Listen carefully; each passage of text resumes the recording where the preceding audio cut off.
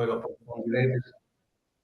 lo approfondirete in questo percorso. E pertanto associazionismo, economia civile, sono tutte tematiche che insomma adesso non stiamo qui ad anticiparle, ma che incontrerete e vedrete che anche tangibilmente è tutto un po' orientato a questa situazione. Come state vedendo nella slide, quindi il nostro operare è un operare nei confronti dei soci e quindi c'è tutto il grandissimo affascinante tema della democrazia partecipativa. C'è il tema della territorialità e quindi tutto il tema di associazionismo, il sociale, c'è una foresta che cresce ogni giorno di cui nessuno parla. Il Veneto è ricchissimo di queste realtà di volontariato e spesso le banche di credito cooperativo sostengono queste realtà che magari neanche potrebbero esistere senza questi aiuti. Noi, e in chiusura, siamo banche, oggi si fa tanto parlare di ESG, no? E quindi di green, di sviluppo, l'ambiente, il sociale e così via. Mi permetto di dire, ma sono certo che i professori dell'università e di IRECOP vi sapranno dimostrare che noi siamo nati con questa inclinazione, abbiamo questo DNA da oltre 130 anni e quindi nonostante l'età, in qualche modo potremmo dire, siamo perfettamente proiettati e coerentemente proiettati nel futuro, che in realtà siete voi. Io vi ringrazio e vi auguro di fare un percorso veramente entusiasmante e vi aspettiamo poi quando passerete anche nelle nostre filiali e nella nostra banca. Grazie a tutti. Grazie al vice direttore Nicola Bernardi di Cortina Banca e lascio invece la parola a un'altra banca di un'altra sponda del territorio nostro regionale Veneto, quindi Bruno Candita di BVR Banca del Veneto Centrale. A te Bruno. Ciao Federica, spero che si riesca a sentire. Ti sentiamo forte e chiaro. Perfetto, ti ringrazio. Un saluto a tutti. Allora, noi di BVR, Banca Veneto Centrale, abbiamo una cartina per mostrare un po' le nostre zone di competenza. Noi praticamente a causa, diciamo, grazie ad alcune fusioni, anche di recenti, insomma, siamo riusciti a raggiungere un territorio che va su 2 regioni, 6 province, 87 filiali, 256 comuni. Praticamente noi andiamo dai confini con la provincia, diciamo, di Trento fino alla provincia di Ferrara. Poi chiaramente il cuore è tra Vicenza, Padova e Rovigo. E che dire, noi siamo una banca del territorio e come tale ci vogliamo connotare, per cui siamo particolarmente attenti non soltanto alle istanze locali, ma anche a quello che è l'indirizzo da dare a determinate situazioni imprenditoriali. Ad esempio, noi parliamo tanto di fattori ESG. Che cosa si intende per fattori ESG? Sono quei fattori che non sono solo economici e finanziari, ma sono anche fattori di tipo ambientale e sociale. Quindi si guarda all'ambiente, si guarda alla tutela delle risorse del patrimonio, diciamo che sono appunto da conservare, ma si guarda anche a concetti come l'inclusività, come la parità di genere, come diciamo permettere alle realtà di essere, diciamo, sullo stesso piano, quindi tutti di poter accedere a determinati benefici, che poi sono i contenuti dell'Agenda 2030 sostanzialmente. Ecco, noi diciamo sul territorio facciamo parecchie attività anche nelle scuole, ma non solo, ci preoccupiamo anche di fare incontri di formazione insieme alle associazioni di categoria, piuttosto che magari anche ad associazioni di tipo così, insomma, culturale e via di seguito. Sempre su questo genere di concetti. Per quanto riguarda education, noi siamo felicissimi di questa esperienza. Anche quest'anno, diciamo, abbiamo la possibilità di avere 2 scuole che ci hanno, diciamo, accompagnato anche negli anni precedenti, per cui continuiamo su questa scia. Dopo, non so se Federica vuoi qualche altra indicazione da parte nostra. No, intanto vi ringraziamo anche voi per l'accoglienza che offrirete quando gli studenti verranno a farvi visita all'interno delle vostre sedi direzionali, all'interno dei vostri uffici, perché ragazzi, oggi proprio nel giocare con voi vi faremo anche vivere quali sono un po' le quotidianità che si vive lavorando all'interno di una banca e potrete poi anche nelle visite, insomma, capire e intervistare chi operativamente è sul campo ogni giorno. Ad accompagnare questo progetto però e a dare una supervisione scientifica alla proposta formativa abbiamo come partner il Dipartimento di Scienze Economiche e Aziendali Marco Fanno dell'Università di Padova. Lascio quindi la parola al professor Zen, che coordina lo staff dei formatori, che poi anche vi presenteremo. Sono 8 componenti questo gruppo di docenti e formatori che potrete incontrare nei moduli formativi all'interno delle vostre classi. Professor Zen, benvenuto. Anche a lei un saluto. Grazie, buongiorno a tutti e un saluto alle scuole. È sempre uno scatto adrenalinico lavorare con i ragazzi delle scuole superiori. Quando già arrivano all'università sono già un po' più preoccupati e quindi sono un po' più, diciamo, anzi sono meno vivi e meno vitali in aula, ma vedo che oggi, questa mattina, erano particolari, o meglio nei messaggi che hanno inviato. Allora, noi siamo partner fin dall'inizio di questo progetto, anche perché come università abbiamo maturato, e come Dipartimento di Scienze Economiche abbiamo maturato una particolare esperienza nel tema dell'educazione finanziaria oramai da parecchi anni. Uno dirà, beh, è ovvio, cioè voi insegnate economia, insegnate finanza e quindi va da sé che avete esperienza, però diciamo che abbiamo maturato esperienza. Soprattutto abbiamo capito una cosa, abbiamo capito che il livello di ignoranza sulle tematiche finanziarie è enorme ed è enorme e non riguarda solo e soltanto i ragazzi giovani. Purtroppo riguarda molto le famiglie, riguarda molto le persone che lavorano in ambiti diversi e abbiamo scoperto riguarda anche moltissimo i nostri studenti universitari che non sono iscritti alla facoltà di economia.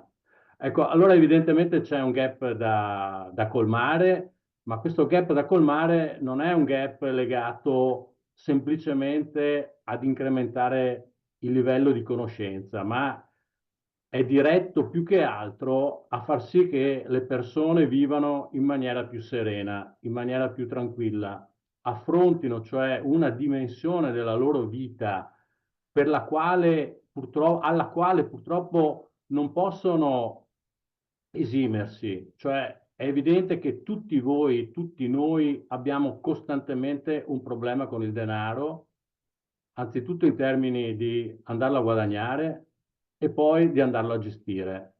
Cioè questo aspetto è un aspetto che può essere giocoso, ma può essere anche molto, molto pericoloso. E allora ci sarà una ragione perché finalmente l'educazione finanziaria è entrata anche nell'ambito dell'educazione civica, cioè rappresenta un elemento portante della vita di tutti noi. Quindi qual è l'obiettivo di questo percorso? L'obiettivo di questo percorso è anzitutto dare una consapevolezza sul fatto che questi aspetti noi non li possiamo delegare, questi aspetti ci coinvolgono costantemente e, come diceva qualcuno, credo al quale noi possiamo credere, visto che si tratta di Gesù Cristo, siccome la conoscenza ci rende liberi, anche la conoscenza finanziaria dà un contributo fondamentale alla nostra libertà. Ecco, allora quindi che partecipare a questi corsi, che forse possono anche essere talvolta pesanti o comunque non incontrare esattamente l'interesse di tutti, devono tuttavia partire da un presupposto. Noi con questa cosa non possiamo di questa cosa non possiamo farne a meno. E se anche decidiamo che il nostro interlocutore principale sia una banca e in modo particolare una banca di credito cooperativo, quello che è importante è che noi comprendiamo quello che stiamo facendo, sappiamo le domande che dobbiamo fare, ci aspettiamo delle risposte evidentemente di maggiore competenza da parte dei nostri interlocutori, però siamo in grado anche di valutare criticamente quello che ci viene offerto, quello che ci viene proposto, le decisioni che ci vengono in qualche modo indirizzate ed ecco allora quindi che tutta la nostra vita assumerà un grado di serenità dal punto di vista della gestione finanziaria ben diversa rispetto a quella invece che ci offre una vita fatta di ignoranza. Come vedete qui ci sono gli 8 docenti, sono 4 docenti universitari, sono educatori finanziari ufficiali, sono professori della scuola superiore, quindi sostanzialmente tutte persone che da molti anni si occupano di educazione finanziaria. Speriamo di aver fatto fino ad oggi un buon lavoro e penso che i risultati ci abbiano dato finora ragione e mi auguro che anche quest'anno sarà un'edizione di successo. Quindi buon lavoro a tutti e anche dico buon divertimento. Grazie professor Zen. Con questo grazie voglio anche salutare e dare il benvenuto ad alcuni informatori che sono comunque in quest'aula virtuale con noi, quindi saluto Roberta, Simone, Paolo, Matteo, Elisa, Cinzia e Alberto. Qualcuno è in aula e sta facendo docenza, per cui non è qui presente, ma poi li conoscerete anche di persona perché saranno loro ad accompagnarvi proprio all'interno dei 4 moduli, dei 4 pilastri con i quali svilupperemo le tematiche dell'educazione finanziaria. Quindi il primo modulo sarà collegato al sistema finanziario e banche, un modulo sarà specifico per raccontarvi come è cambiata la moneta ed oggi si parla di moneta digitale. Parleremo anche di però finanza etica e sostenibile, legate anche a quelle parole, insomma, l'ISG che vi hanno nominato prima i colleghi delle banche, ma parleremo anche di previdenza e risparmio. Quindi grazie proprio ai formatori che saranno con noi e con voi in particolar modo e ai quali potrete davvero rivolgere i vostri dubbi, le vostre domande e i vostri quesiti. Ma adesso salutiamo altre 2 banche e quindi in particolare lascio la parola a Banca Adria Colli Euganei, ad Angela Spinello ed Eugenio Picchioni che sono con noi a raccontarci in quest'altra zona del territorio veneto che banca c'è. Buongiorno a tutti, io sono Angela dell'Ufficio Comunicazione Banca Adria Colli Euganei, sono qui con Eugenio, ufficio organizzazione. Diamo il benvenuto innanzitutto a tutte le scuole, gli organizzatori, la federazione, i docenti, l'Università di Padova e vi portiamo il saluto del direttore generale, il dottor Manfrin e il presidente, insieme a tutto il consiglio di amministrazione. Lascio subito la parola al collega per una breve presentazione sulla banca. Sì, buongiorno a tutti, porgo anche io i miei saluti a tutti i partecipanti, benvenuti. Noi siamo, come si diceva prima, una banca del territorio di un'altra zona di competenza. Siamo nati anche noi, l'anno prossimo festeggeremo i 130 anni. Siamo naturalmente in 2 regioni, come vedete, 4 province, abbiamo 33 filiali. La banca come adesso nasce dall'ultima fusione del 2019 tra Banca Adria e la Banca dei Colli Euganei e da qui Banca Adria Colli Euganei. Mi collego al fatto di quello che si diceva prima, di insistere sul territorio. Infatti anche noi, in controtendenza a quello che è il sistema bancario che chiude gli sportelli, noi, dunque c'è questa desertificazione bancaria, noi stiamo andando in controtendenza perché abbiamo aperto 3 filiali, scusate, negli ultimi 4 anni, tutte nella zona del Padovano. E questo è un po' un punto di orgoglio del Consiglio di amministrazione e della direzione, perché fa sì che la banca sia appunto presente sul territorio dove insistiamo. Ecco, questa è un po' la storia della nostra banca, il nostro territorio, e adesso ripasso la parola all'Angela che vi parlerà di un altro argomento interessante. Sì, allora tocca a noi parlarvi di banca e digitale. C'è stata lanciata questa sfida, poi avremo meglio insomma di approfondire anche quando verrete qui più tematiche. E parlandovi appunto di banca e digitale in un contesto come quello odierno in cui siamo immersi in quella che è proprio l'evoluzione in questo tema. L'attenzione al digitale proprio in un mondo in cui siamo come quello di oggi estremamente connessi, costantemente connessi, è importantissima. Ciò riguarda non solo la gestione del tempo online, lo sappiamo, ma anche 2 temi molto importanti. Bisogna avere consapevolezza rispetto alla privacy e la sicurezza. E questo è perché l'avvento del digitale sappiamo che ha toccato tutti i settori, ha impattato tutti i settori, sono pochi quelli che ne sono rimasti esclusi e in questo senso anche le banche hanno avuto insomma ne sono state impattate. è stato rivoluzionato quindi il sistema bancario. Si pensi per esempio all'accesso ai servizi che ad oggi ci danno la possibilità di essere connessi e di fare le nostre transazioni 7 giorni su 7 H24.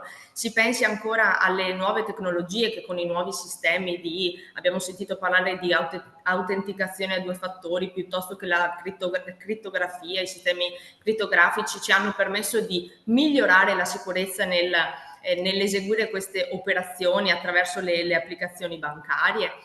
O ancora l'intelligenza artificiale quando si parla di analisi dei dati o personalizzazione dei servizi.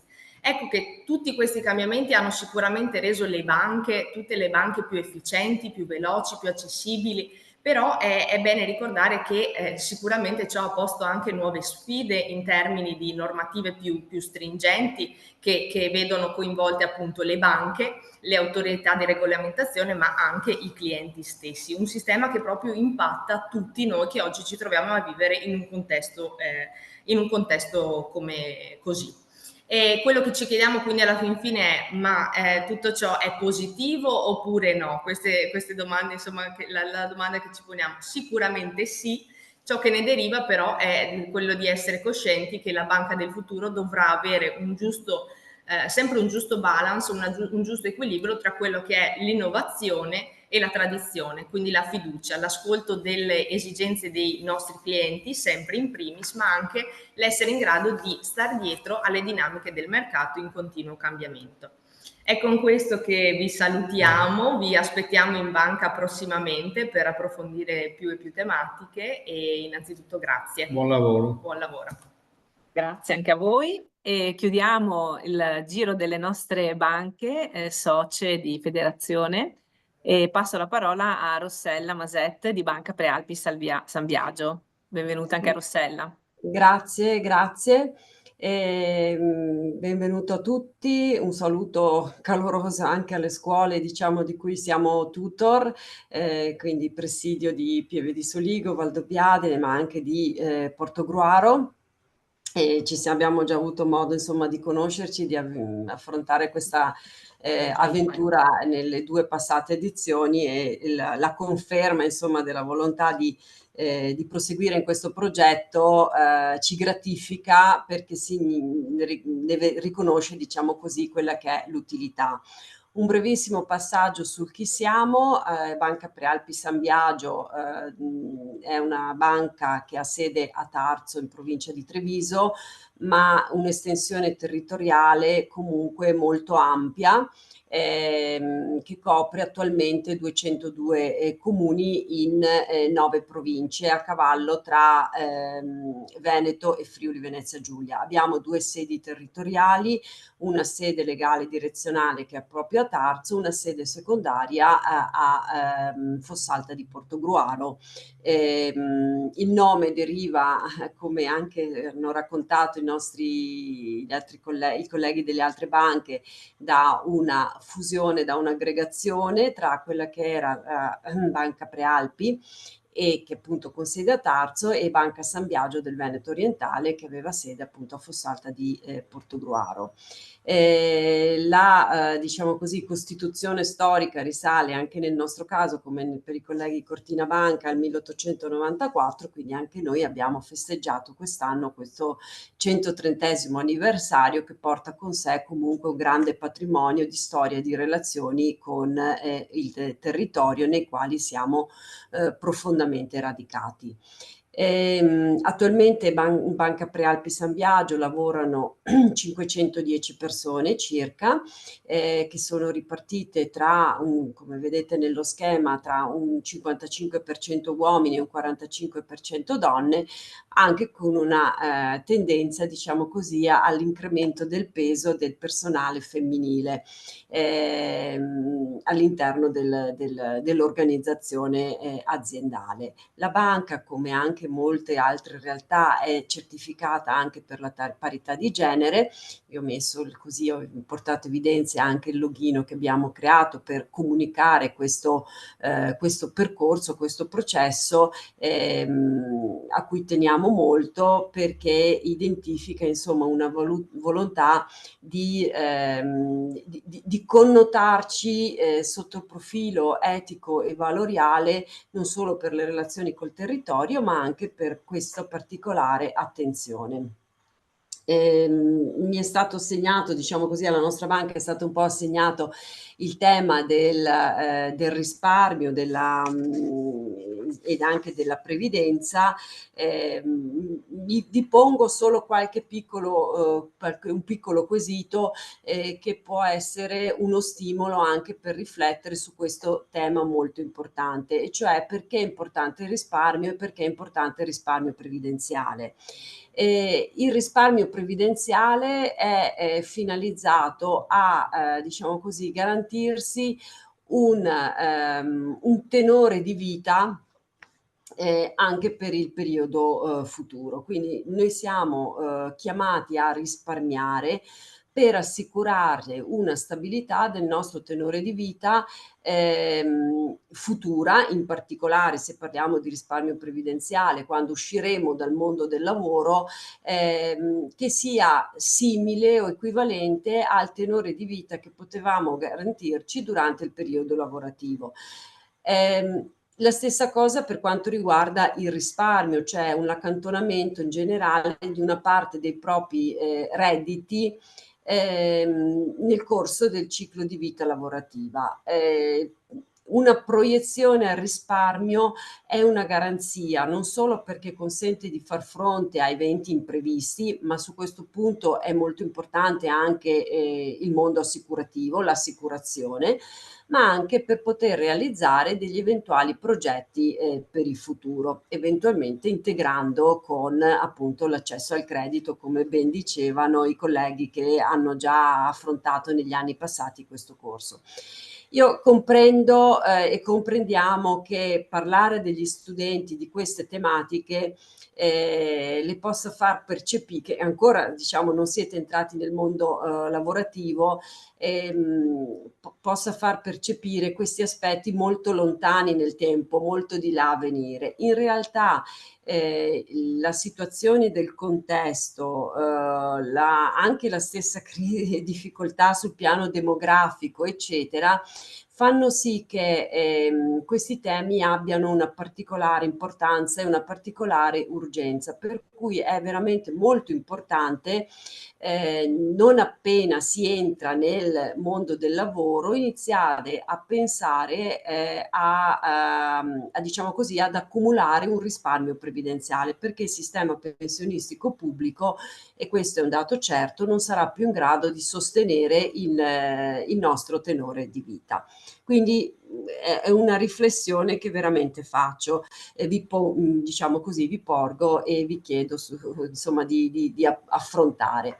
Uno spunto in più che può derivare insomma su queste tematiche deriva dal questionario MiFID.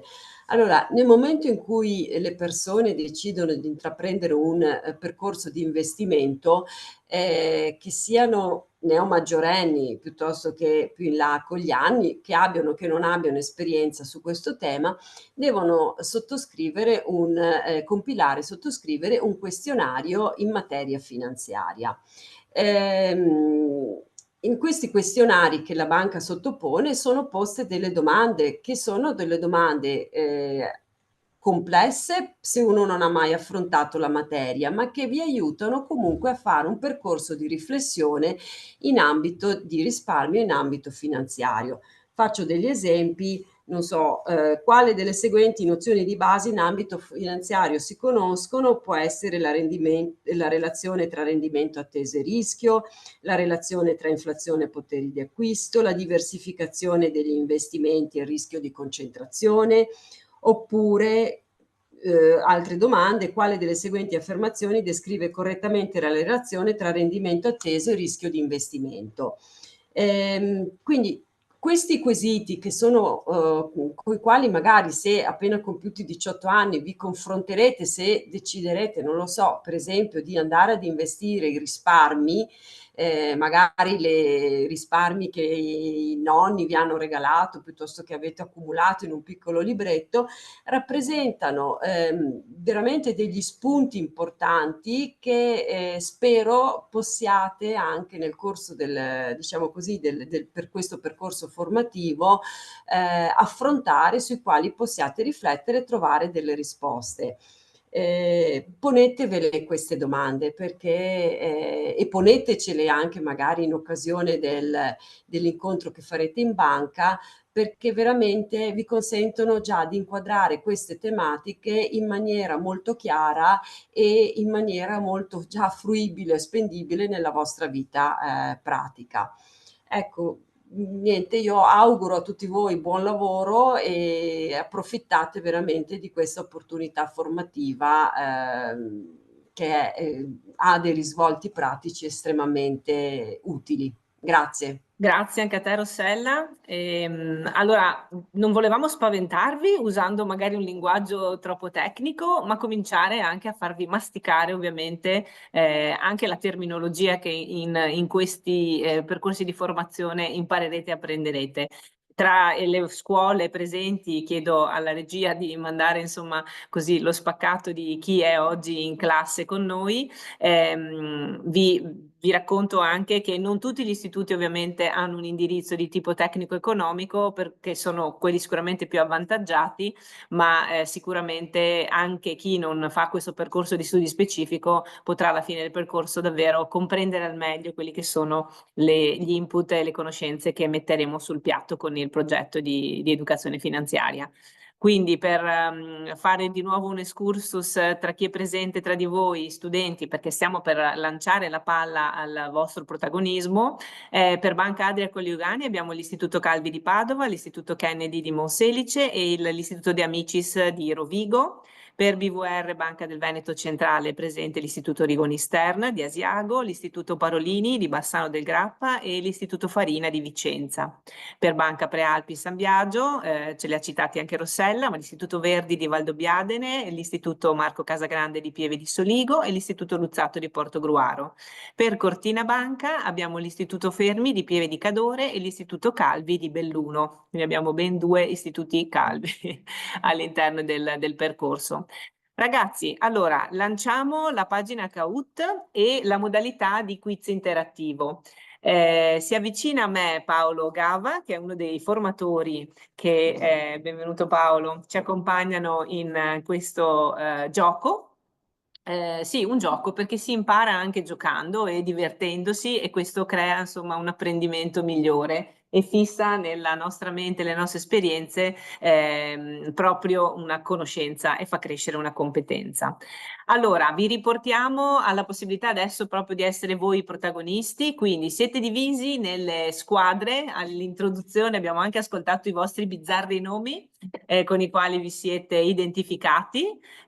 Qualcuno ha rispettato l'indicazione tecnica che avevamo dato, cioè indicare il nome della scuola, poi la classe, la sezione e quindi poi il vostro nome fantasioso, e questo ci permette anche nella classifica che il gioco a quiz ci proporrà di risposta in risposta anche di vedere quali sono un po' le scuole attive e competenti già dal punto di vista insomma delle conoscenze in ambito bancario.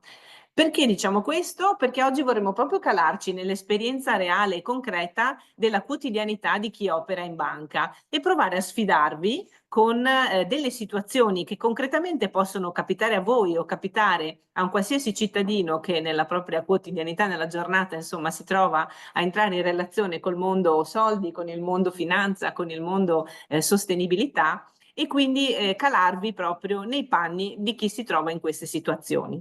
Allora, ricordiamo che vi potete collegare con i vostri telefonini o computer alla pagina di Kahoot e il PIN identificativo di questo gioco, come vedete, è il 3379101. Vi vediamo inseriti in 114. 114, mica male. Siamo un bel gruppo nutrito di squadre. Queste sono le squadre perché gli studenti collegati oggi sono oltre 500. Quindi ecco, cercate proprio di sedervi vicino a quei 3-4 compagni che fanno parte della vostra squadra, con le quali vi potrete consultare per dare poi la risposta corretta all'interno, insomma, della vostra squadra, e la risposta corretta verrà valutata e entrerà in una classifica di quesito in quesito. Ma proviamo a scaldare un po' i motori. Paolo, se vuoi dirci qualcosa tu di come oggi gli renderemo la vita difficile. Bene Federica, grazie di avermi invitato a questo incredibile gioco. Io continuo a vedere con estrema sorpresa, meraviglia, ma anche piacere che abbiamo sfondato il muro dei 120 partecipanti di questo Kahoot. Appena vediamo che il numero si stabilizza, lanciamo proprio il Kahoot e così approfitterò anche per fare una velocissima introduzione al gioco stesso.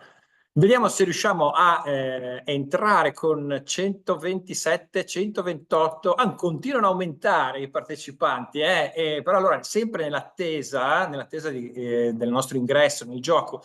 Io faccio una veloce piccola raccomandazione: usate soltanto il volume della LIM o dello schermo centrale che avete in aula, perché è importante che il volume dei singoli computer o il volume dei singoli smartphone con cui state giocando sia azzerato, se no viene fuori un rimbombo davvero fastidioso. Questa è l'unica piccola raccomandazione tecnica che facciamo. Nel caso disgraziatissimo che una squadra esca dalla connessione, non è un problema, potete tranquillamente rientrare nella connessione digitando, andando sul sito www.kahoot.it, digitando il numero di codice che adesso leggo, ma lo vedrete sempre durante la trasmissione, il 337 9101. Se poi siete avanzati tecnologicamente potete farlo anche attraverso il QR code. Ma insomma, ecco, l'unico problema è che perdete i punti eventuali accumulati fino a quel momento. Però c'è la possibilità comunque di rientrare in gioco. Vedo che le squadre continuano a crescere di numero, però direi che a questo punto ci siamo. Facciamo già un primo check, vediamo se ci sono. Sì, sì. Capiamo che mood gira all'interno delle classi, perché dopo che ci avete ascoltato a lungo, grazie per l'attenzione, insomma vorremmo rivitalizzarvi, riattivarvi. Allora proviamo a partire con il primo quesito. Bene, allora diamo inizio a questo gioco. Chi entrerà in ritardo sa che può farlo digitando ancora una volta il codice che troverà in basso allo schermo. Un Kahoot, dai, vediamo se per una 30-40 minuti riusciamo a divertirci un pochino. Cominciamo subito scaldandoci con dei sondaggi. Prego, andiamo avanti con il sondaggio. Allora, qui ogni squadra può dare più risposte, per cui se avete così all'interno di 4 persone, una squadra di 4 persone, quello allegro, quello triste, quello affamato, quello che starebbe ancora a letto, quello che è proprio arrabbiato con il mondo, quello che avrebbe voglia di piangere, visitate pure più risposte e poi vediamo alla fine cosa salterà fuori. Avremo un po' una panoramica dei vostri sentimenti di oggi. La temperatura, insomma, delle vostre classi. Attenzione, ancora 19 secondi, quindi non avete un tempo illimitato per votare, ma votate e poi commentiamo insieme. Ancora 10 secondi, ricordo sempre che questi 3 sondaggi potete dare più voti a seconda dei vostri sentimenti di oggi. Tempo scaduto. Diamo subito un'occhiata a quello che è successo. Io direi di guardare innanzitutto al voto che ha avuto, il sentimento che ha avuto il voto maggiore, che è il 59%, il 42%, scusate. Mi fa piacere sapere che una buona metà dei nostri ragazzi collegati oggi hanno veramente voglia di divertirsi, e direi che è la situazione, il sentimento migliore per affrontare il Kahoot di oggi. Poi abbiamo una buona percentuale, un 30% di persone che sono ancora a letto stamattina, non si sono mossi dalla propria casa, dal proprio letto. Questo sarà poi un compito dei professori, continuare la giornata con questi ragazzi. E poi prendiamo l'ultimo, quello ancora più significativo: il 24% di voi ha fame. Ragazzi, io vi raccomando sempre una buona colazione alla mattina, per affrontare al meglio la giornata, e poi naturalmente ci salviamo con la ricreazione. Procediamo con il secondo sondaggio, questo icebreaker. Sembra risposta multipla. Che animale siete oggi? Allora, come vi sentite? Un cane? Vediamo chi abbiamo in aula. Vediamo che animali abbiamo in aula. E allora abbiamo il cane, il pesce, l'aquila, il gatto, la mucca, il cavallo. Allora, ogni animale naturalmente corrisponde a un modo di sentirsi, a un modo di vedersi, a un modo di presentarsi agli altri. Ogni animale ha un sacco di qualità, di caratteristiche, tutte positive, ci mancherebbe altro. Per cui adesso fra poco sapremo come un po' che animali vi sentite, e due commenti naturalmente sugli animali che saranno più gettonati da voi. Io ho una presunzione che secondo me l'animale più gettonato sarà il cane, ma vediamo se è vero, Federica, vediamo se è vero. Allora, il cane ha perso, però dai, abbiamo un 50% di mucche oggi in classe. Fantastico. La mucca assolutamente è un animale docile, placido, ma soprattutto produttivo. Professori, ricordatevelo, avete una metà dei vostri ragazzi che oggi ha voglia di produrre, magari non latte, però qualcos'altro di buono. Un altro animale molto gettonato è incredibilmente il pesce. È animale un po' schivo, un po' titubante, però è ricco di colori, ricco di mistero, per cui i nostri ragazzi oggi si stanno un po' rivelando. E l'ultimo gettonato, vabbè, meno male, il cane, perché sennò avevo sbagliato completamente la mia previsione. Cane, simbolo di fedeltà, riconosciuto dappertutto, quindi bene ragazzi, un quarto di voi si sente anche particolarmente fedele ad amici e ai propri compiti. Ultimo sondaggio per rompere il ghiaccio, poi cominciamo davvero col gioco. Tanto hanno capito il meccanismo, li vedo Sì, ferrati. assolutamente. Se voi foste una materia, che materia sareste? Abbiamo le 6 materie principali delle scuole, qui spero che i professori non se la prendano, però dipenderà appunto dai ragazzi cosa sceglieranno. Matematica, italiano, lingua straniera, che può essere naturalmente inglese, spagnolo, francese, tedesco, l'educazione motoria, questa potrebbe essere, Federica, la più gettonata in assoluto, vedremo, e storia e scienze. Allora abbiamo ancora una quindicina di secondi per votare, ragazzi. Ricordatevi sempre di consultarvi in gruppo, e sapete che potete dare più voti e poi mandare invio. 5 secondi per vedere come andrà a finire. Le idee sono chiare, mi sembra. Sì, io penso proprio di sì. Ultimo secondo, e alla fine l'educazione motoria stravince, come era assolutamente prevedibile. Il 54% di voi vorrebbe star facendo ginnastica in questo momento, la vecchia ginnastica, adesso educazione motoria. Però abbiamo, ragazzi, niente un po' di meno che un 45% di lingua straniera. Bello, questo è molto interessante, perché sapete benissimo oggi che le lingue straniere sono assolutamente indispensabili per il vostro studio e per il vostro futuro. Bene, allora io adesso partirei invece con il gioco, lo introduciamo un pochino con un paio di slide. Allora ragazzi, dovete sapere che se volete davvero far vincere le vostre squadre, dovete immedesimarvi assolutamente in quello che può essere il compito non facile di un dipendente della banca centrale, della banca di cooperazione di questa federazione. Non è facile, perché i problemi sono molti, le persone incontrate sono molte, e bisogna davvero immedesimarsi. Allora, alcune domande riguarderanno il come comportarsi in filiali di fronte a un determinato problema. Ricordiamoci che i dipendenti sono a disposizione dei clienti, le banche sono a disposizione del territorio proprio per risolvere tutti i problemi della propria clientela che vive attorno alla banca, perché la banca è integrata nel territorio. E poi una parte di domande riguarderanno invece un po' di educazione finanziaria di base. Allora, questa è la sfida. Prossima slide, possiamo andare avanti. Quindi, se voi foste un dipendente della BCC, come vi comportereste in determinate situazioni? Dai, vediamo cosa succede. Partiamo con la prima domanda. Buona competizione.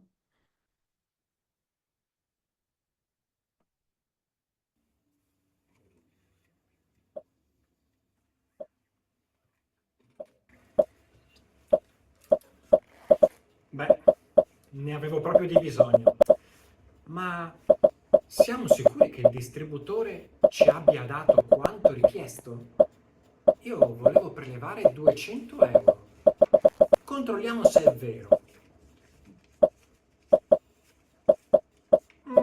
Sì, è corretto, ma cosa avrei fatto se fossero usciti meno soldi di quanto richiesto? Sicuramente sarei entrato subito in agenzia per chiedere spiegazioni. Chissà cosa mi avrebbero detto. Benissimo, allora avete sentito il problema? Cosa sarebbe mai successo se, insomma, è una cosa che capita raramente, però può succedere, non escono abbastanza soldi in base a quelli naturalmente richiesti. Avete ancora un bel po' di tempo, ma se alla fine poi rispondete tutte le squadre rispondono, il tempo si ferma e quindi andiamo direttamente alla risposta giusta. Comunque, se davvero vogliamo immedesimarci in un dipendente, la risposta potrebbe essere l'aiuto a scrivere il reclamo, ma potrebbe essere questa la risposta, oppure aspetti finché non passa il direttore. Un altro tipo di risposta, certo, oppure effettueremo quanto prima una verifica del denaro nel distributore. Oppure ancora, è molto difficile che la macchina sbagli, non è mai successo. Allora, io vedo che praticamente avete già tutti quanti risposto, ormai mancano ancora 10 secondi, probabilmente qualcuno sta ancora ritardando, ma alla fine al tempo scaduto, allo scadere del tempo, la risposta arriva. Eccola qui. Allora, vediamo che ben 97 squadre hanno risposto correttamente e la risposta era: effettueremo quanto prima una verifica del denaro nel distributore. Adesso poi vedremo anche un piccolo approfondimento da parte del direttore della federazione. Le altre squadre purtroppo hanno sbagliato. Allora però continuiamo e sentiamo questo approfondimento.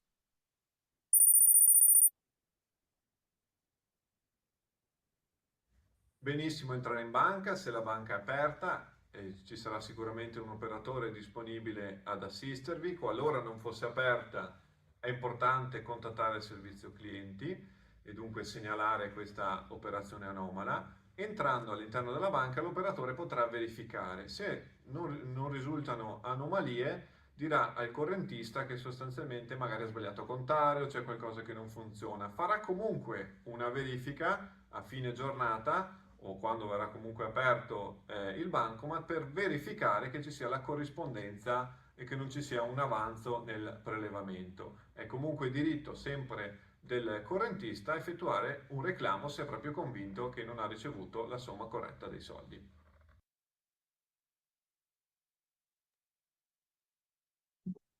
Molto bene, procediamo ancora. Grazie di questo approfondimento che troveremo ogni volta che ci sarà una cosa. E adesso vedete che dovete rispondere alla domanda: quanti dipendenti hanno le 4 banche?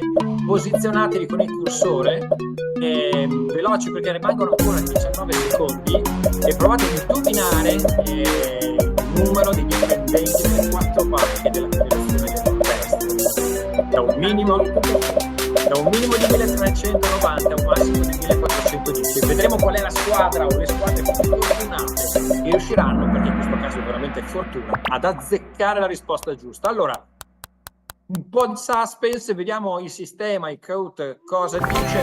1394 era la risposta giusta.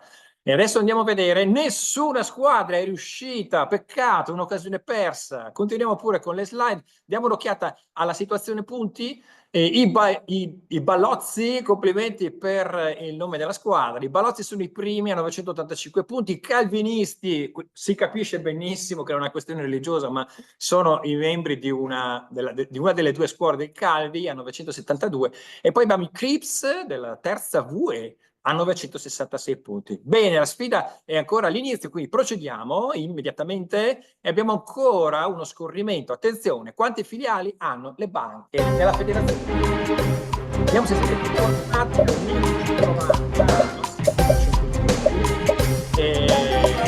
Dai che questa volta secondo me riuscite ad azzeccare la risposta. Non è difficile, sono soltanto 20 possibilità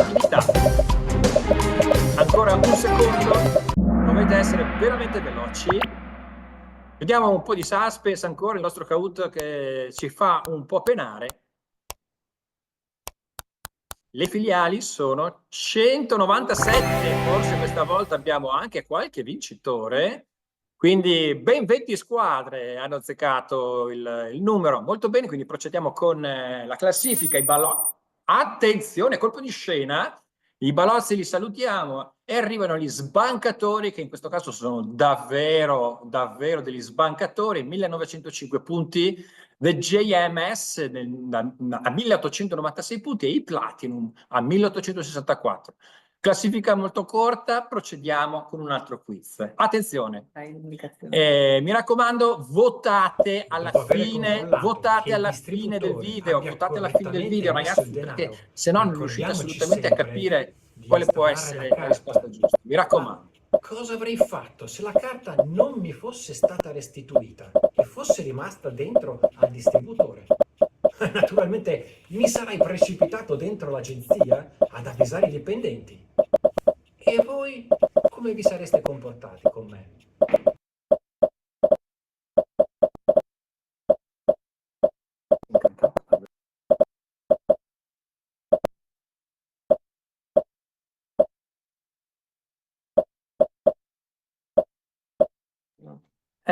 Allora, a questo punto l'importante è non dimenticarsi la carta dentro al bancomat e naturalmente può succedere che si incastri dentro. Allora cosa farebbe un bravo dipendente che si trova di fronte a un cliente infuriato? Perché senza la carta le risposte sono 4, una è quella giusta, ripassi alle 4 in orario di chiusura, oppure attenda che verifichiamo lo stato della macchina, chiami subito il numero verde per bloccare la carta, oppure le faccio subito una carta nuova. Rimangono ancora 10 secondi per dare la risposta giusta e naturalmente poi il direttore della federazione ci darà un veloce approfondimento sulla questione. Ultimo secondo, vediamo le squadre che hanno risposto giusto, questa volta non sono molte, sono 36, la risposta giusta era attenda che verifichiamo lo stato della macchina. Abbiamo di fronte un cliente arrabbiato e che ha bisogno di avere una risposta attenta e immediata. Bene, allora, vediamo i punteggi. Vediamo se c'è uno sconvolgimento, gli sbancatori spariscono e arrivano le The JMS a 2836 punti, i pangoccioli a 2749 e le zero idee, complimenti, a me mi pare che qua qualche idea ci sia, sempre a 2749. Attenzione perché ci sono molte squadre che si stanno muovendo dietro la classifica principale, in particolare Fuse Gamer ha fatto una scalata da record, vedremo se riusciamo a vederlo fra i primi. Procediamo sempre avanti. L'approfondimento. Certamente quando la filiale è aperta è importante recarsi all'interno dello sportello e chiedere assistenza perché appunto c'è una carta bloccata che probabilmente il terminale non riesce a restituirla. Dunque è importante chiedere al personale della filiale che intervenga sulla macchina per verificare insomma che tutto funzioni regolarmente e eventualmente vedere se c'è anche qualche errore di malfunzionamento segnalato a terminale. Qualora invece la filiale fosse chiusa, fosse sera, notte o quant'altro, è importante contattare il numero verde, non distanziarsi troppo dal bancomat perché comunque si sta facendo l'operazione magari di blocco della carta ed è dunque importante verificare che tutto sia messo in sicurezza. Ad ogni modo non è necessario preoccuparsi perché se la filiale è aperta una soluzione si trova per sistemare la carta e se invece insomma si hanno dei dubbi che ci possano essere delle situazioni un po' più delicate si può contattare il servizio clienti per il blocco della carta.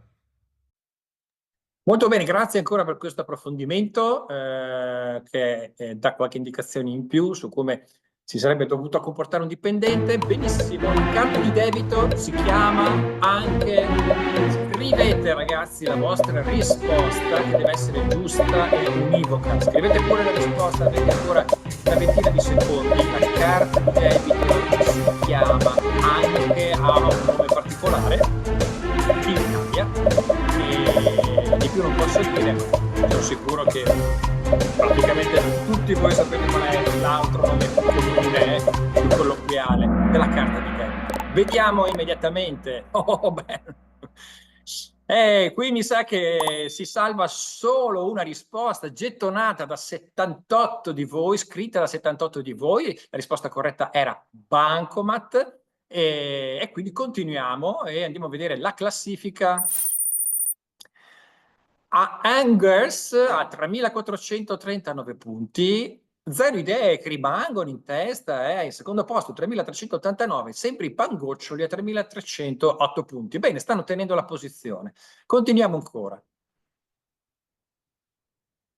Punti doppi, ragazzi, attenzione, punti doppi in questa immedesimazione nel dipendente. Votate alla fine del video, votate alla fine del video. Sì, sì, è bello fare il boss in ufficio, però quante rogne da risolvere, perché alla fine tutti i problemi più grossi finiscono da lui.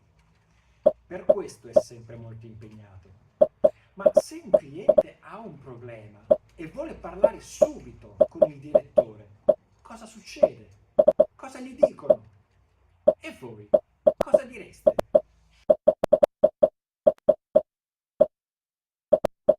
Un cliente arriva improvvisamente dentro all'agenzia, dentro la filiale e vuole parlare con il direttore. Come si comporteranno i perfetti dipendenti di filiale? Chiedono se vuole se il cliente vuole un appuntamento, oppure corrono a cercare il direttore, oppure il direttore è impegnato ma uno vede cosa può fare, oppure si cerca di farsi spiegare qual è il problema che spinge il cliente a chiedere di parlare con il direttore. Ancora gli ultimi 15 secondi per cercare la risposta corretta. Mi raccomando, confrontatevi all'interno del gruppo, mi raccomando, perché i pareri di tutti sono importanti. Ultimo secondo e andiamo a vedere cosa succede. Allora, 44 squadre, 44 gatti. Va bene, mi spieghi qual è il suo problema?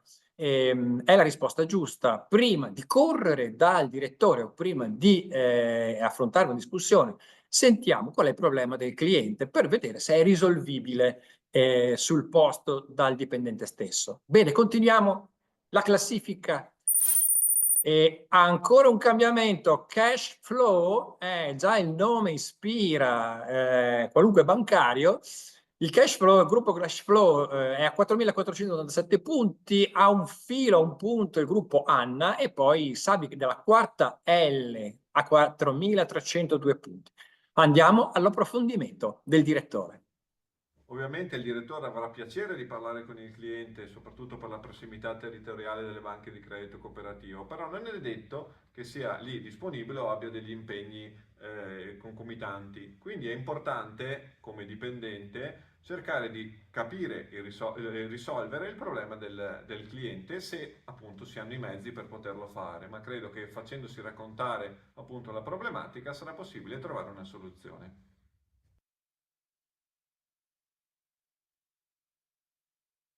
Grazie ancora una volta per questo approfondimento, molto, molto anche agile, molto facile. Attenzione alla prossima domanda: qual è la differenza tra carta di credito e carta di debito?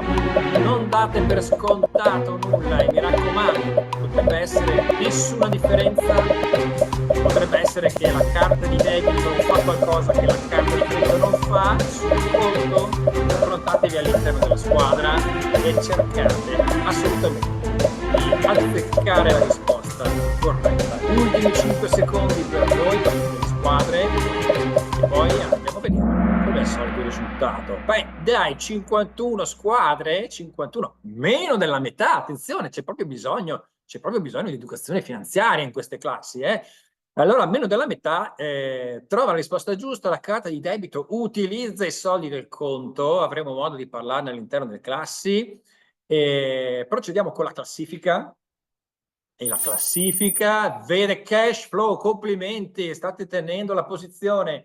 Poi anche Sabi quarta L tiene la posizione a 4.929.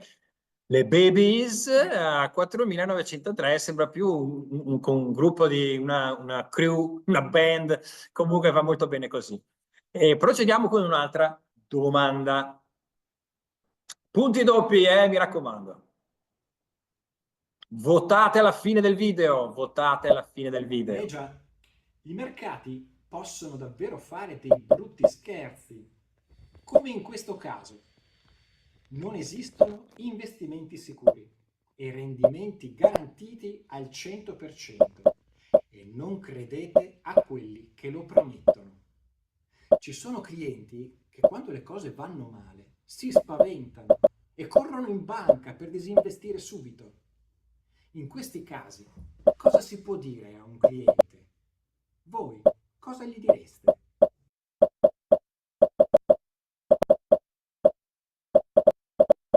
Bene, allora abbiamo questa quarantina di secondi, ragazzi, non fatevi sfuggire questa opportunità di fare punti. Allora, punti doppi, grazie Federica per la precisazione. È un'operazione pericolosa? Certo, se questo è quello che vuole il dipendente, dice noi disinvestiamo, sarà la risposta giusta. Oppure non vorrebbe recuperare la perdita? Potrebbe anche essere questa la risposta giusta. L'ultima che potete scegliere è ora non le conviene disinvestire. Vedete che fare il dipendente di un'agenzia, di una filiale, non è assolutamente facile trattare di questi argomenti con delle persone che magari non hanno molta esperienza. Pochissimi secondi per finire. 1. Ebbene sì, soltanto 23 squadre riescono ad azzeccare la risposta corretta. Non vorrebbe recuperare la perdita? Parliamone insieme e sentiamo il parere del direttore. Vediamo un po'. Ah no, aspetta. Cash flow, fantastico, vi assumiamo immediatamente. Siete dei fantastici dipendenti. Il gruppo Anna 6.066 e Zero Idee che è riaffiorato alla terza posizione a 5.833. Ma adesso sentiamo davvero il parere del direttore.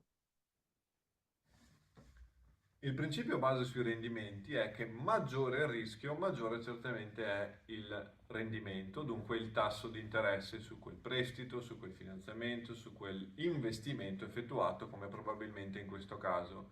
È evidente che però tutto dipende dalle prospettive individuali di come indirizzare e investire quei soldi che possono essere investiti con un'ottica di amante del rischio o di avverso al rischio in base al tipo di rischio che si vuole affrontare e quindi al conseguente rendimento. È importante dunque contestualizzare sempre la situazione, ma sapere che se c'è un capitale garantito o se per esempio il rischio è veramente minimo, il momento in cui il mercato è più basso non è il momento giusto per disinvestire, perché comporterà una perdita, anzi sarebbe il caso di investire maggiormente se si attende un rialzo del mercato. Dunque è importante contestualizzarlo, se effettivamente non si potrà mai recuperare questa perdita o se invece questa perdita potrà invece poi essere susseguita da un rialzo e quindi aumentare la possibilità del rendimento dell'investimento. Molto bene, ok, grazie ancora una volta all'approfondimento del direttore. Procediamo con la prossima domanda. Attenzione, c'è ancora una volta lo scorrimento. Vediamo, questa è la domanda che interessa tutti gli italiani in assoluto. A quanti anni si va in pensione in Italia? Oggi, perché l'anno prossimo probabilmente l'età cambierà ancora. Però abbiamo una probabilità tra 60 e 70 anni. Magari qualcuno di voi sa già esattamente qual è l'età, ma non si sa mai. Non è difficile, avete 10 possibilità tra 60 e 70. Ultimo secondo, scopriremo dopo un attimo di suspense. Vediamo il Kahoot cosa ci dice, ma già si intuisce che la gran parte di voi è a conoscenza. La risposta giusta, 67 anni è la risposta corretta, ripeto, per quest'anno, l'anno prossimo non si sa. E continuiamo col punteggio e vediamo se la squadra dei Cash Flow, complimenti a Cash Flow, 7.877 punti, Zero Idee non si scolla da dietro, 6.798, il gruppo Anna 6.066. FFF, ti auguriamo di sfondare le prime 3 posizioni, ma noi continuiamo con una altra domandina.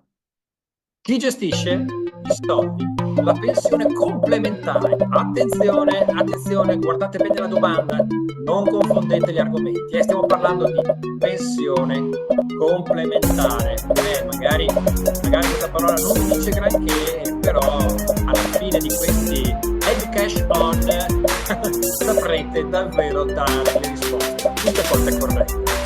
Ancora 5 secondi per scoprire chi è che gestisce i soldi della pensione complementare, che a questo punto posso dire non è quella pubblica, vedo che tutti quasi... Era un tranello. Era una domanda trabocchetto, Federica, mi dispiace, ma ci stava la pensione complementare, quella che uno si costruisce col suo stipendio da sé, quindi è il fondo pensione che gestisce la pensione complementare. Vediamo la situazione punteggio. Vediamo se Cashflow è ancora primo. Sì, è ancora primo, 0 idee, mentre abbiamo Bace EU, che non so se bisogna dirla in inglese, in rumeno, in italiano, comunque è arrivato al terzo punto, 6.653. Molto bene, procediamo ancora con un quiz, ed è ancora una volta l'immedesimarsi in un dipendente. Votate alla fine del video, così riuscite a rispondere decisamente con più chance di vincita. Banda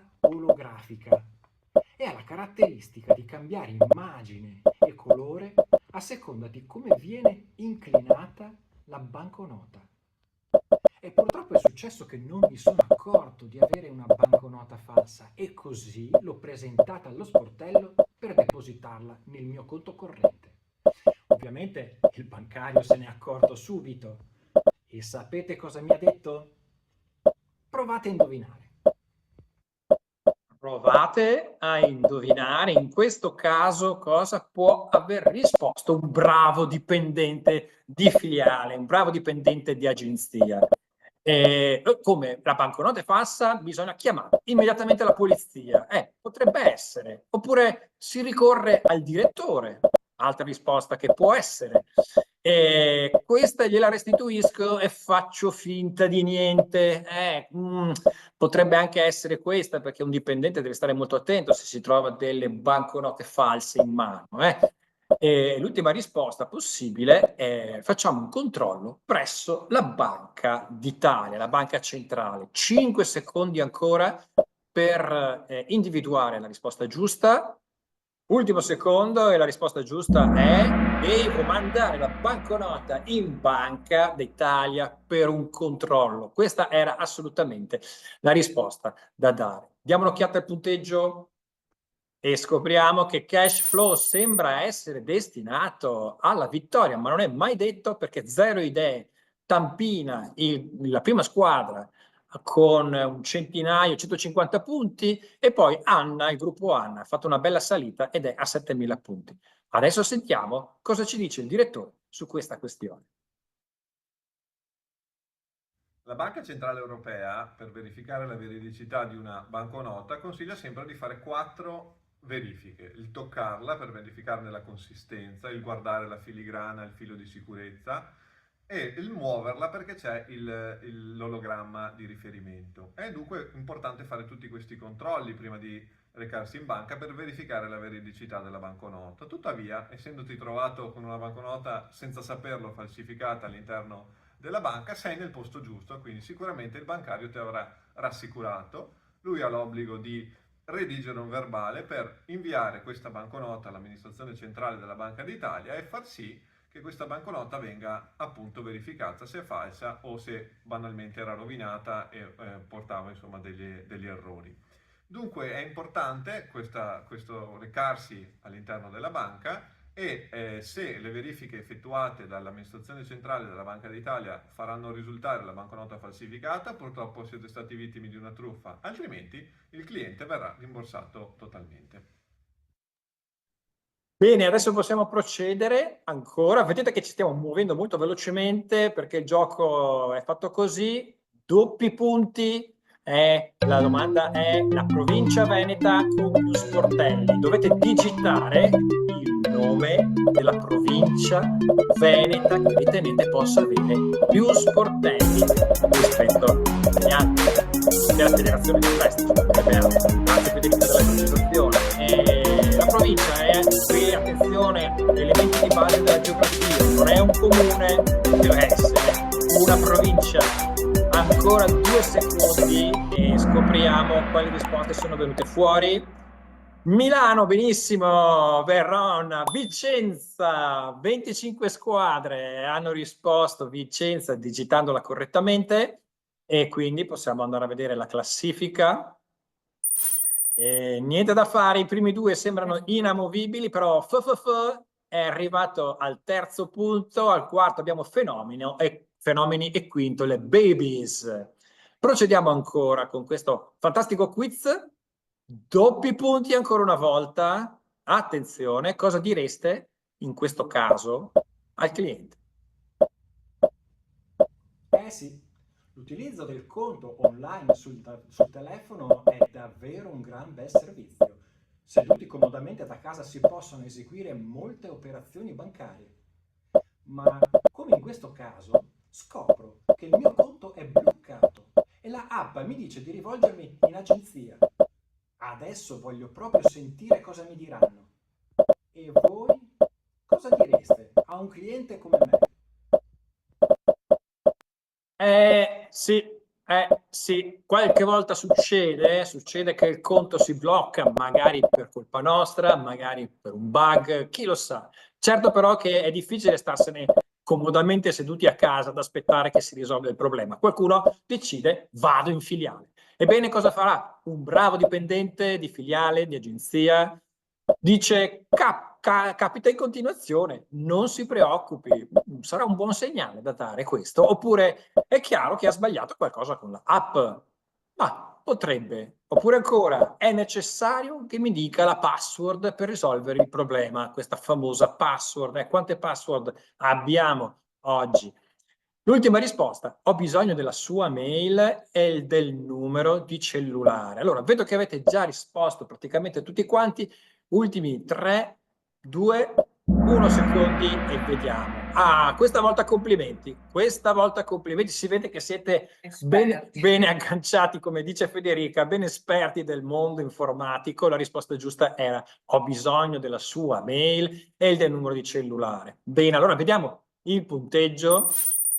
Mi raccomando, mai dare le password. Non date mai le password, neanche ai vostri genitori. Allora, cash flow, sempre primi, complimenti, speriamo veramente di conoscervi. 0 idee, 9.274, FFF a 9.002 punti. Cash in ha fatto un'ottima prestazione. L'applicazione potrebbe essere bloccata o a causa di tentativi errati di accesso alla stessa applicazione oppure per delle operazioni segnalate sospette che sono avvenute a livello commerciale o comunque di transazioni effettuate. Dunque è importante che se appunto l'applicazione è bloccata recarsi in filiale o chiamare direttamente in filiale, stando sempre attenti di eventuali telefonate che si possono ricevere o SMS che appunto possono essere invece di tentativi fraudolenti di accesso. Dunque è importante chiamare in banca o recarsi, chiedere la risoluzione del problema. Nessun operatore vi chiederà mai la password, ma vi fornirà il reset della password o comunque verificherà la situazione attraverso l'email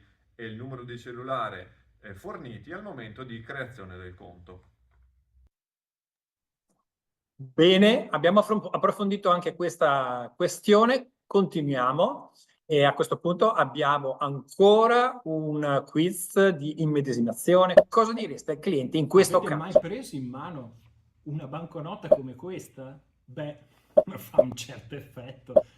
Sapete che la BCE non le stampa più. Effettivamente sono un po' scomode da usare. Per esempio, in un negozio dovrebbero darti un bel po' di resto. E così ho deciso di farmene cambiare allo sportello in biglietti da 5 euro. Fanno 100 pezzi. Ma lo faranno? Proviamo.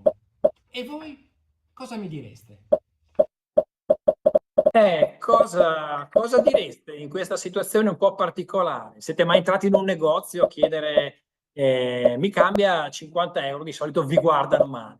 In filiale cosa succede? Guardano male il cliente? E allora dipende dalle risposte. Posso darle tagli da 50 euro? Attenzione, aveva chiesto il cliente tagli da 5 euro. Non so se è giusto o sbagliato. Di solito facciamo queste operazioni solo per i commercianti, cioè per i negozianti. Potrebbe essere anche questa la risposta giusta. Certo, per i nostri clienti non c'è problema. Una risposta molto accattivante. Oppure adesso controllo se ho abbastanza banconote da 5 euro, perché ma chissà, non so, magari lo sportello non ne ha così tante. Allora, ultimi 5 secondi per trovare la risposta giusta del perfetto dipendente di banca, soprattutto di banca territoriale. Vediamo. Allora, 32 squadre riescono a centrare il successo. Certo, per i nostri clienti non c'è problema. Ricordiamo sempre che le banche di credito cooperativo sono un punto di riferimento per il territorio e quindi anche per i problemi dei propri clienti. Vediamo il punteggio. Colpo di scena assolutamente, si sono sparigliate le carte. Allora, il gruppo Anna va a 9.658 punti, complimenti. Cash Flow, non demordiamo, però siamo finiti al secondo posto e Zero Idee sono al terzo con 9.274 punti. Molto bene, bene, bene. Allora, continuiamo e sentiamo il direttore cosa ci deve dire. Sebbene le banconote da 500 euro non sono più stampate dalla Banca Centrale Europea dal 2019, esse sono banconote, hanno valore legale. Dunque sì, tecnicamente è possibile recarsi in una filiale, in uno sportello bancario a chiedere il cambio di queste banconote. È evidente che per verificare anche la natura di questi soldi dovreste essere correntisti, avere un conto all'interno della banca. Verranno verificate attraverso la macchina contasoldi, la cosiddetta Glory, e se risultano vere possono essere cambiate in 100 pezzi da 5 euro. Bene, ottimo approfondimento anche questo, soprattutto la chicca, la curiosità sulla Glory che davvero io penso pochi sappiano al mondo dell'esistenza di questo nomignolo che poi è anzi un nome ufficiale. Alla visita in banca fatevela mostrare. Fatevi mostrare la vecchia Glory. Sì, molto interessante. Bene, continuiamo ancora su questa strada, ormai siamo verso la fine ragazzi, tenete duro, punti doppi, quindi ancora delle chance. Cosa sono investimenti ESG? Ne avete già sentito parlare da qualcuno nella presentazione precedente, ma attenzione perché tutte e 4 le risposte possono indurvi in errore. Avete ancora 15 secondi e adesso sono 10, attenzione, scegliete con calma perché ormai siamo alla fine e i punti adesso pesano davvero molto. Chiudiamo, complimenti, questo dimostra che i ragazzi sono stati perfino attenti ai discorsi impegnativi fatti precedentemente. Sono investimenti che rispettano criteri di sostenibilità e ne parlerete naturalmente nei prossimi giorni. Cash flow è tornato, complimenti a non mollano, ma bei carattere, 11.157, Zero Idea 10.732 e Ibauki New Entry a 10.327 punti. Ormai siamo alla fine. Ultimi 3 quesiti, restate con noi ancora un po' online, grazie.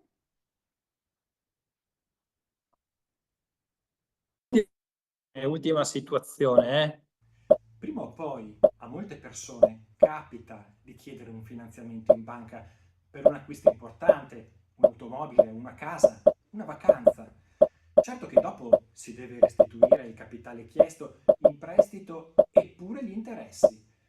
Il denaro viene restituito a rate ogni mese. Ma se non riesco a restituire le rate, cosa mi dicono in banca? E voi, cosa mi direste?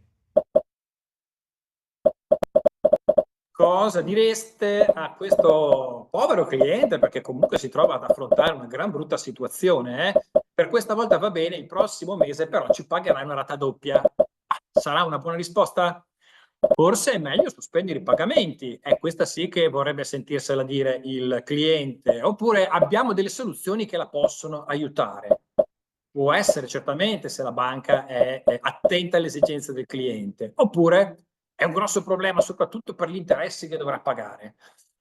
Allora, che linea si dovrà tenere con i clienti? Una linea severa, una linea morbida, una linea che prospetta delle soluzioni?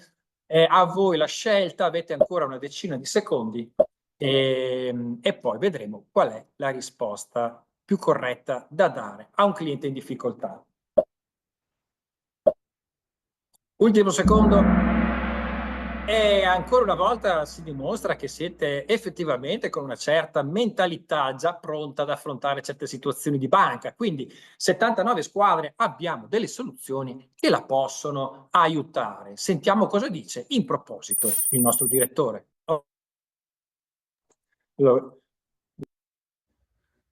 Certamente dipende dalla natura del finanziamento, se è un piccolo prestito, un prestito a lungo termine, se c'è una garanzia come può essere l'ipoteca della casa su un mutuo, dipende dalla natura del finanziamento. Tipicamente quando si fanno queste operazioni, soprattutto di importi più elevati come può essere l'acquisto di una casa, c'è la verifica di rispettare determinati requisiti che fanno ridurre la probabilità di non riuscire a pagare le rate. È importante quindi sempre tenere sotto controllo la possibilità di pagare le rate. È evidente che se non si pagano si può sempre trovare delle soluzioni risolutive, però è importante sapere che se ci si espone troppo finanziariamente si può essere segnalati alla centrale rischi.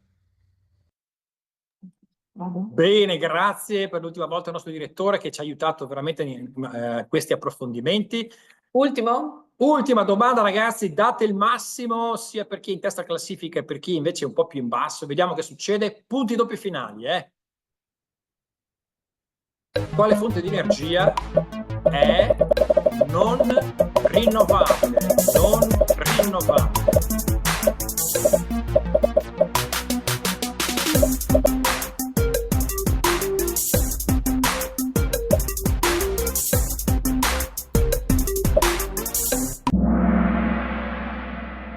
Molto bene, allora la risposta giusta era naturalmente la fonte di energia fossile da cui ricaviamo la benzina, il gasolio, il gas, mentre le altre sono rinnovabili. Bene, passiamo al punteggio. Vediamo, forse siamo anche già alla fine. Podio, attenzione, rullo di tamburi. Abbiamo Gruppo Calvi, terzo. Iba Uchi, chi l'avrebbe detto secondo, e primo. Rullissimo di tamburi, Gruppo Cash Flow, complimenti naturalmente anche ai bancari che sono arrivati al quarto posto, e complimenti a tutti i gruppi che hanno partecipato, hanno avuto voglia, attenzione, pazienza, impegno a partecipare, però naturalmente Cash Flow si è dimostrato alla fine imbattibile. Ragazzi, buona continuazione. Vediamo che qualcuno di voi ci sta già salutando. Bene, allora chiudiamo se riusciamo a capire chi è il gruppo Cash Flow e vuole avvicinarsi al video e mostrarsi, avremo almeno piacere, visto che non ci avete segnalato il nome della classe, chi di voi è Cash Flow? Cash Flow. Vediamo se lo scopriremo solo vivendo. solo nel percorso con voi. Benissimo, allora ringraziamo la vostra partecipazione, care classi. Per ritirare il premio Cash Flow, nel momento in cui ci dirà chi è la classe, vi invitiamo ad andarlo a fare durante la visita presso la banca di riferimento e scoprirete qual è il vostro riconoscimento per aver partecipato a questo quiz. Nel frattempo vi confermiamo che stiamo per inviare ai vostri professori le date di calendario nella quale verremo a visitarvi all'interno delle vostre classi e ringraziandovi per l'attenzione lascio la parola di chiusura ancora a Federazione Nord-Est del Credito Cooperativo, ringraziando tutte le banche presenti per la disponibilità ad accogliere gli studenti all'interno delle proprie sedi. A te Flavia e a voi Flavia e Francesco per un saluto di chiusura. Grazie Federica, un caro saluto, ci ha raggiunto anche Flavia che segue il progetto. Grazie mille a tutti, è stato molto divertente. Spero vi siate divertiti e che avete anche appreso delle informazioni. Ci vediamo presto nelle classi e nelle filiali. Bene, è stato molto divertente, molto carino. Vi ringrazio, grazie a tutti. Grazie a voi ragazzi, grazie al professor Zen e a tutto lo staff dei formatori all'Università di Padova, al Dipartimento Scienze Marco Fanno, grazie a Banca Adria Colli Euganei, Banca Prealpi San Biagio, Cortina Banca e BVR Banca del Veneto Centrale e ai referenti di progetto che seguono in dettaglio insomma l'evolversi di questa formazione a voi dedicata. A presto! Buona continuazione, grazie anche ai vostri docenti che in qualche modo fanno da trade union tra voi e il nostro lavoro. Ci sentiamo presto online e via email. Un caro saluto a tutti e buona giornata, buona continuazione a scuola. Arrivederci.